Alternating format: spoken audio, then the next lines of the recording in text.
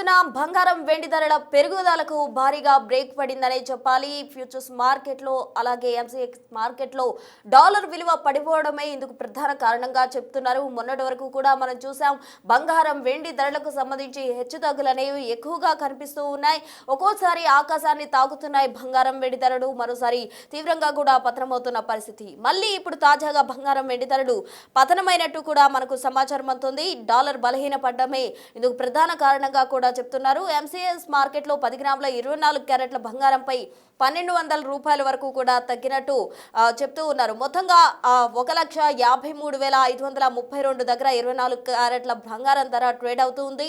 మరోవైపు వెండి ధరను పరిశీలిస్తే వెండిపై కూడా ఈ డాలర్ విలువ పడిపోవడం అనేది తీవ్ర ప్రభావం చూపిందనే చెప్పాలి. ఫ్యూచర్ మార్కెట్లో కిలో వెండిపై 4,700 రూపాయల తగ్గుదల కనిపిస్తూ ఉంది. ఇక ఎంసీఎక్స్ మార్కెట్లో కిలో వెండి ధర 2,35,142గా ఉంది. దేశీయ మార్కెట్లో కూడా స్వల్పంగా బంగారం వెండి ధరలు తగ్గాయి. 24 క్యారెట్ల 10 గ్రాముల బంగారంపై 1,530 రూపాయల తగ్గుదల కనిపిస్తోంది. అలాగే హైదరాబాద్ మార్కెట్లో ఈరోజు ప్రెసెంట్ ధర చూస్తే 1,54,910 దగ్గర ట్రేడ్ అవుతుంది బంగారం. ఇక 22 క్యారెట్ల విషయానికి వస్తే ఆర్నమెంట్ గోల్డ్ పై కూడా ప్రభావం ఉందనే చెప్పాలి.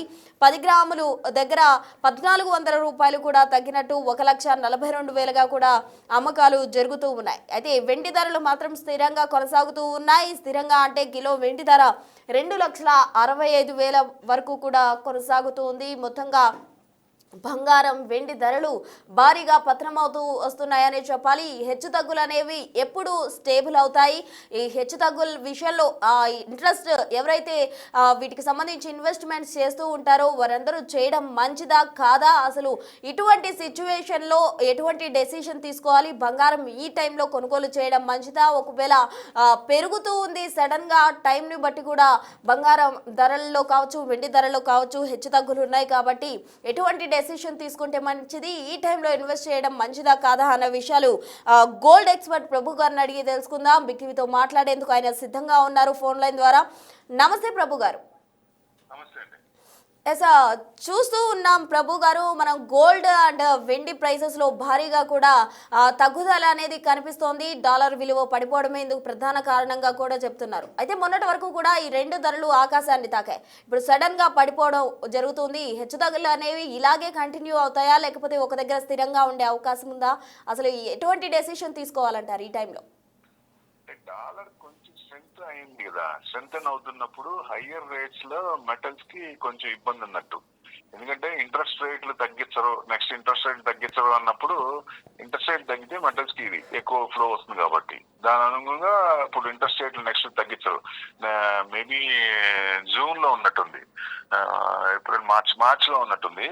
మార్చ్ లో తర్వాత నెక్స్ట్ క్వార్టర్ కి జూన్ జూలైలో అప్పుడు కొంచెం ఎక్స్పెక్ట్ చేస్తారు తగ్గుతాయని. ఈ వచ్చే క్వార్టర్ కి తగ్గించరు అనేది ఎక్స్పెక్టేషన్. దాని అనుగుణంగా కన్సాలిడేషన్ మోడ్ లో ఉంది.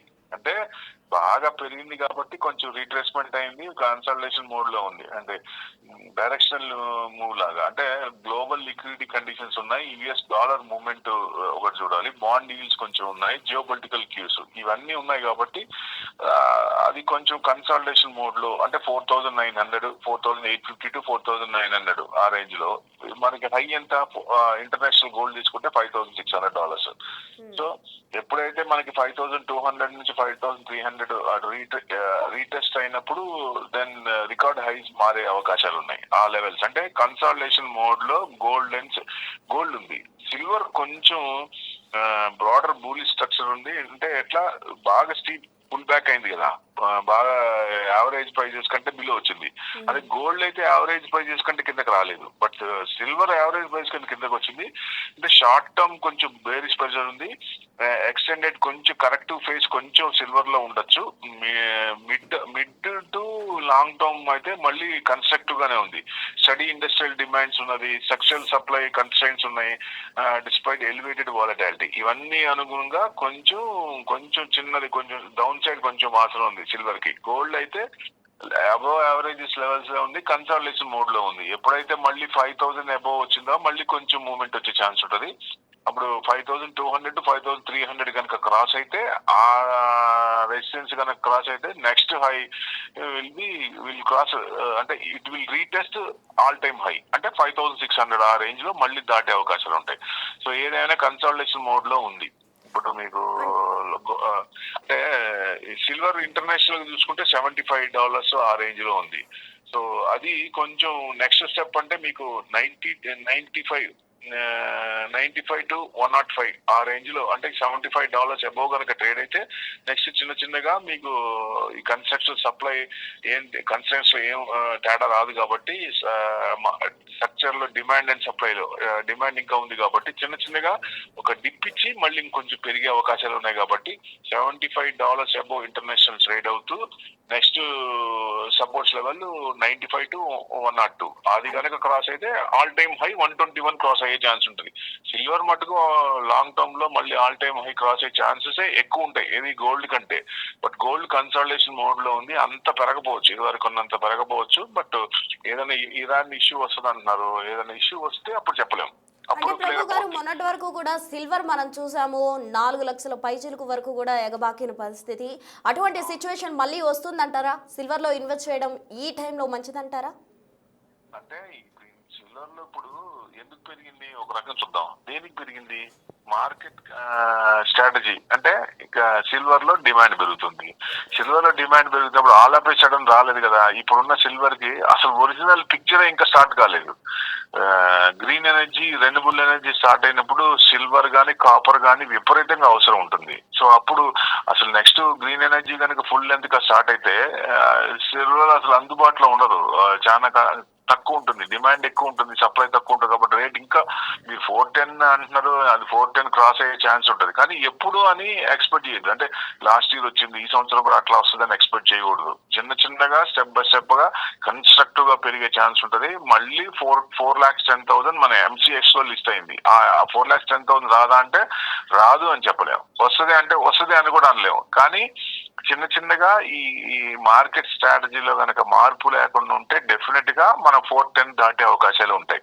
అది ఇప్పుడు 3 ఏళ్ళు కావచ్చు, 5 ఏళ్ళు, 3 నుంచి 5 ఏళ్ళు టార్గెట్ పెట్టుకుంటే ఈ లోపలే వచ్చే అవకాశాలు ఉంది. ఎవరైనా సరే షిప్ మోడల్లో, SIP మోడల్లో ETF ద్వారా, సిల్వర్ ETF ద్వారా, సిల్వర్ బీచ్ ద్వారా ఇన్వెస్ట్మెంట్ చేసి లాంగ్ టర్మ్, నాకు 5 ఏళ్ళు ఈ డబ్బుతో నాకు పని లేదు, లేకపోతే లంసం పెట్టినా లేకపోతే SIP మోడల్ పెట్టినా అవి పెట్టేసి వదిలేస్తే మంచి రిటర్న్స్ వచ్చే అవకాశం ఉంటుంది. గోల్డ్ అయితే మీకు ఎంత అవసరమో, 5 ఏళ్ల తర్వాత ఎంత అవసరం, సంవత్సరం తర్వాత ఎంత అవసరం అనేది దాన్ని అనుగుణంగానే చేయండి. కానీ ఎక్కువ గోల్డ్ లో ఇన్వెస్ట్మెంట్ యాంగిల్ లో గోల్డ్ చూడొద్దు.